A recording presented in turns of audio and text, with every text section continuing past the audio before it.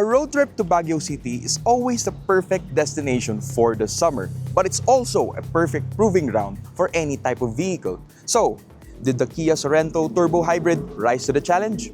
Let's find out.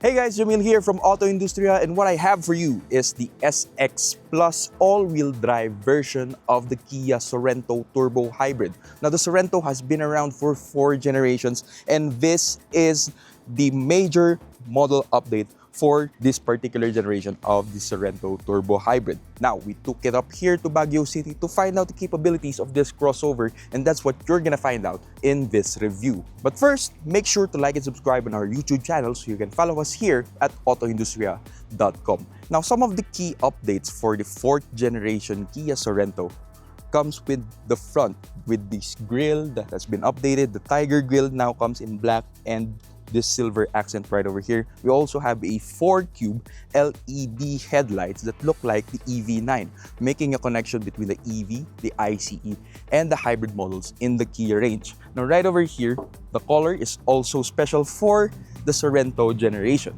This is called the Volcanic Sand Gray, which looks really nice, really blends in well with the design of the crossover. Now, let's go to the wheels. These are 19-inch and they are wrapped in Continental premium contact tires, which feel really good on the road. We'll let you know that later on. Now, the ground clearance itself over 170 plus millimeters, so clears. That's enough ground clearance to clear most obstacles on the road. Nice side mirror right over there. We also have a nice accent right over here. Now, the doors itself open really well and wide. As you can see, ingress and egress is really good for this Sorento generation. We also have rear disc brakes right over here. Now, the Kia Sorento Turbo Hybrid also has a power tailgate. You also have the HEV badge right over there that signifies that this is an electrified vehicle. Now, in terms of cargo space, you also have enough to pack 4 bags for 4 occupants and still have enough room left for the pasalubongs when you come to Baguio City.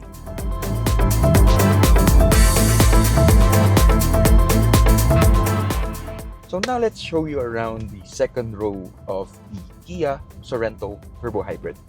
So in here, we have a nice armrest that's nicely positioned. Actually, I really like the ergonomics in here. Some crossovers and some SUVs that have armrests dip way down, but this is Kia made sure that they lock this one in. You also have cup holders in here where you can fit in, water bottles.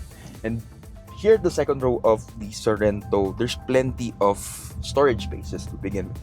As you can see here, we have a dual pockets here at the back seat, and you also have a nice cup holder in here, another storage space here that can really fit up to 2 bottles of water. So it's really nice. And when it comes to creature comforts, you also have this rear AC vents for charging purposes. Phone is charging right over there. You have a Type-C charging port. There's also one on the other side. So for luxury, you also have these seats can move forward and back. Since we don't have third row passengers, we decided to fully recline this seats right over here. And when it comes to cargo space, we're able to fit in. We're 4 inside the car, and we're able to fit in all our luggage, and there's still plenty of room. And then, of course, kung gusto mong pagtripan yung passenger sa harap, also have these power seats where they can forward, backward, fore and aft, right over there. In case you'd need more legroom right over here. But right now, we don't have a problem. And these leather seats also have perforations right here. They're not cooled unlike the fronts, but it's nice that they have perforations so it keeps you cool, makes you less sweaty if there's a hot day, especially in the summer. Now, when it comes to how the ride feels inside the Kia Sorento here at the second row, we've got multi-link suspension at the back, so the body control is really impressive. And also, we're at a winding road right now, so the body roll doesn't seem to be much of a factor when it comes to the Sorento here at the second row, but I think it's gonna feel different when we're behind the wheel, so let's check that out later.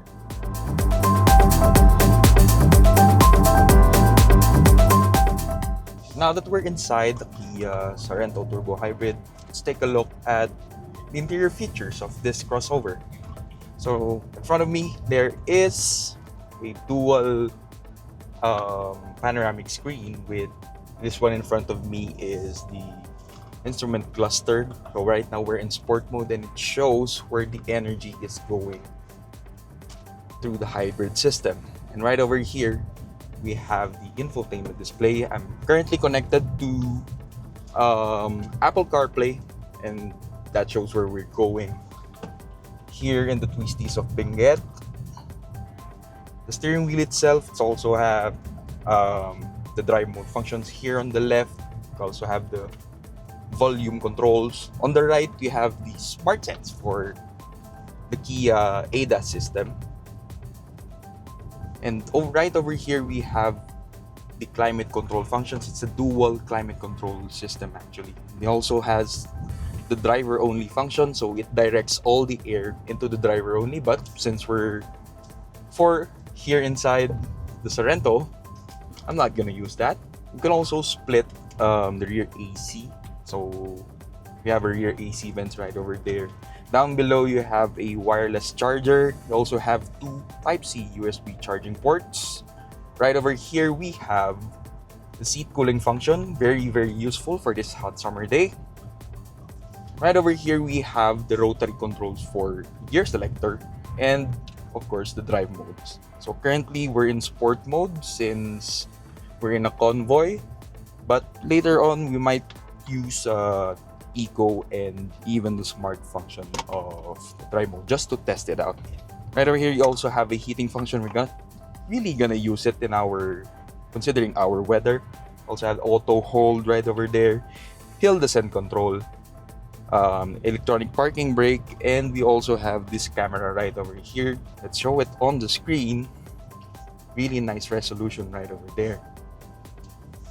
So that's about it here in the interior of the Sorento. So powering this one is a 1.6 liter turbo gasoline engine paired to an electric motor. When combined, they're making around over 230 horsepower and over 360 Newton meters of torque. The Sorento Turbo Hybrid drives like a typical ICE in a good way because power is being transmitted linearly, unlike EVs that come in big lumps of power. It's kind of similar actually to the Carnival hybrid that we've tested. They share the same engine and performs well. This one is much more sprightly because it's lighter than the Carnival Turbo Hybrid. And I think the powertrain is a better match here with the Sorento. So when it comes to the fuel economy, right now we're averaging around 10 kilometers per liter. But since we've already driven around an off-road section, and most of what we're driving is mostly uphills and very little downhill sections, so that's about acceptable. But in the city, we've been averaging around 18-19 kilometers per liter in the stretches of the highway. So that's really pretty good for an SUV of this size, and we're carrying 4 passengers. We're also carrying a lot of stuff at the back. So yeah, pretty decent fuel figures for crossover hybrid with 7 seats. When we switch to the smart drive mode, it actually lightens up the steering wheel as well. So it's less sharp when we're cornering. And you can also see that there's much less engine braking going on as we're going downhill.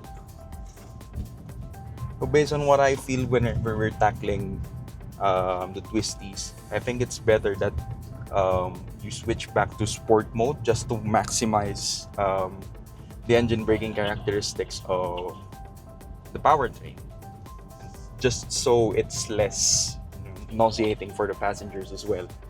But yeah, the nice thing about the turbo hybrid powertrain of the Sorento is that it feels natural. You know, it still feels like a typical ICE. It's still very much dependent on the ICE for power.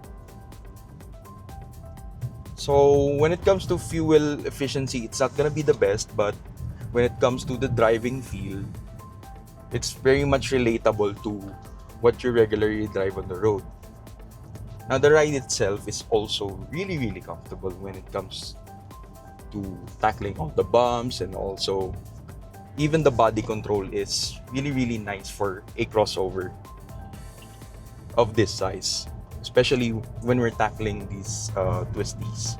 I've ridden at the back, and now that I'm driving, it's one of the more comfortable crossovers out there. Though I can hear a bit of wind noise when we were at the expressways, but underneath, I think there's very thick sound deadening on the flooring, so you don't hear a lot of road noise. So whenever you're out in the city, it's gonna be really relaxing time inside the Sorento.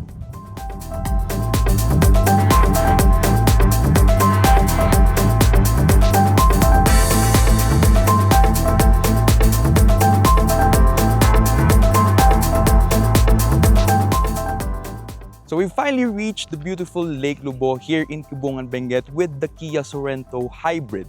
It's comfortable and it's capable with the all-wheel drive that it has. Now, we did see some issues when it comes to the ADAS system that Kia can improve on, but overall, it's a fundamentally sound crossover SUV that seats 7 and it's perfectly capable for long-distance trips. The price is 2,888,000 pesos, so it's slightly above what 4x4 PPVs are costing nowadays. But the Kia Sorento has something that PPVs don't have currently, and that is the benefit of the hybrid technology. So tell us what you think in the comment section down below, and don't forget to like and subscribe. This is Jamil Lacuna of AutoIndustriya.com. Thank you for watching.